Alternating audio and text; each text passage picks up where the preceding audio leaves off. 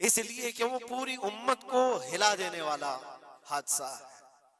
نبی آخر الزمان صلی اللہ تعالی علیہ وسلم نے اپنے اس لخت جگر کو، اپنے اس نور نظر کو، جس کے لیے اپنے سجدے لمبے کر دیا کرتے تھے۔ جانتے ہیں آپ حضور پاک صلی اللہ علیہ وسلم کے ایک بیٹے تھے حضرت ابراہیم، اور یہ اسی زمانے کے ہیں جب حضرت امام حسین بھی پیدا ہوئے تھے، اور حضور کی گود میں آپ کے اپنے بیٹے بھی تھے۔ حضور صلی اللہ تعالیٰ علیہ وسلم کے وہ ایک ہی بیٹے ہیں جو 6 مہینے تک زندہ رہے۔ حضور صلی اللہ علیہ وسلم اپنی گود میں بٹھا کر انہیں پیار کر رہے تھے، اور امام حسین کو بھی گود میں رکھے ہوئے تھے۔ ایک طرف نواسا ہے اور ایک طرف بیٹا ہے۔ جبرائیل امین نے آ کر کے عرض کیا اللہ کے نبی صلی اللہ علیہ وسلم سے، کہا رب تبارک و تعالیٰ کی منشا یہ ہے کہ ان دونوں میں سے آپ کسی ایک ہی کو رکھ سکتے ہیں۔ اللہ کے نبی صلی اللہ علیہ وسلم نے امام حسین پر اپنے بیٹے کو قربان کر دیا۔ کہا ہے جبرائیل حسین کو رہنے دو، اس لیے کہ یہ میری آنکھوں کا بھی نور ہے اور فاطمہ کی آنکھوں کا بھی نور ہے۔ پھر چندی دن کے بعد حضرت ابراہیم کا انتقال ہو گیا۔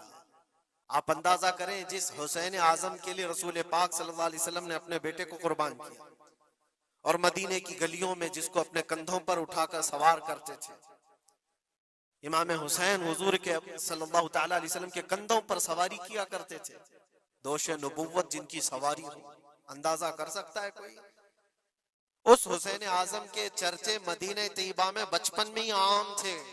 صحابہ اکرام رضوان اللہ تعالیٰ علیہ مجمعین دیکھتے تھے، کبھی حضور صلی اللہ تعالیٰ علیہ وسلم مسجد نبوی تشریف لاتے تو یہ دونوں شہزادے حضور کے جبے پر لٹکے ہوئے آتے تھے۔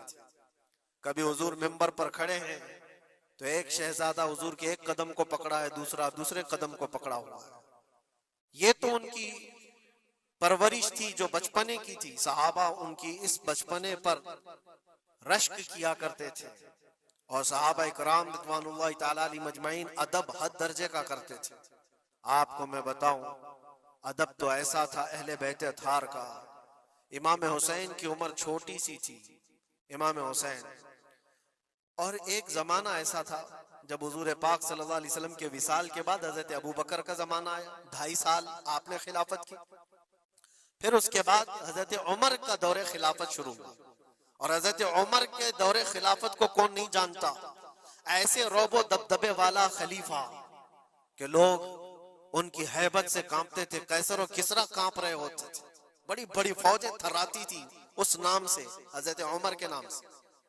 ان کے دور خلافت میں ایک بار ایسا ہوا تھا کہ حضرت عمر کے بیٹے ہیں عبداللہ، اور ان کا اور حضرت امام حسین کا بچپن میں کچھ جھگڑا ہو گیا۔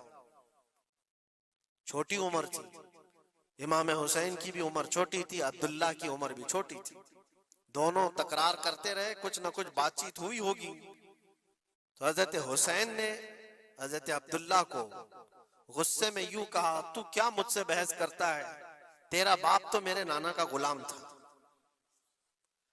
خلیفہ وقت ہیں وہ، اور ان کو اس طرح سے کہا تیرا باپ آج جو خلیفہ ہے وہ میرے نانا کا غلام تھا۔ حضرت عبداللہ کو یہ بات لگی، کہا میں یہ شکایت امیر المومنین سے کروں گا۔ وہ دوڑ کر کے آئے، خلیفہ وقت ہے جس کے سامنے کھڑے ہونے کے لیے اچھے اچھے کانپ جاتے تھے۔ بیٹے نے آ کر کے کہا حضرت عمر فاروق سے کہ ابا آج میری حسین سے تکرار ہوئی، اور جھگڑے میں انہوں نے مجھے یوں تانا مارا کہ تیرا باپ میرے نانا کا غلام تھا۔ حضرت عمر اتر آئے کرسی سے اور کہا کیا حسین نے ایسا کہا؟ کہا بالکل ایسا ہی کہا۔ تو حضرت عبداللہ کہتے ہیں ابا کا جلال دیکھ کر کے میں سمجھ گیا کہ حسین کو سزا ملے گی۔ کہا جاؤ حسین کو بلا لاؤ، حسین کو بلا لاؤ، انہوں نے یہ کہا ہے میں سننا چاہتا ہوں۔ حضرت عبداللہ دوڑے ہوئے گئے، چند اور لوگ بھی ساتھ میں آ گئے کہ حسین کی پیشی ہو گئی ہے خلیفہ وقت کے دربار میں، امیر المومنین عمر ابن خطاب نے طلب کیا ہے۔ حضرت حسین آئے، اور وہ شہزادے کے اندر جو روب و دبدبہ ہے، جلال ہے، جمال ہے، وہ بچپنے سے قائم ہے۔ رسول اللہ صلی اللہ علیہ وسلم کا لعاب پاک جس نے پیا ہو، خلیفہ وقت کے سامنے آ کر کھڑے ہوئے۔ حضرت عمر نے پوچھا حسین میرے بیٹے کو کیا آپ نے ایسا کہا ہے کہ تیرا باپ میرے نانا کا غلام تھا؟ حضرت حسین نے کہا ہاں میں نے کہا ہے۔ ڈر کس بات کا؟ خوف کس بات کا؟ جو کہا ہے وہ کہہ رہا ہوں. ہاں میں نے کہا. حضرت عمر نے کہا کیسے کہے بتاؤ, کس طرح سے تم نے کہا تھا, بول کے بتاؤ. حضرت حسین نے کہا میں نے عبداللہ سے یہ کہا تیرا باپ میرے نانا کا غلام تھا. حضرت عمر نے کہا اور ایک بار بولو. حضرت حسین نے پھر کہا عبداللہ تیرا باپ میرے نانا کا غلام تھا. حضرت عمر نے کہا اور ایک بار بولو.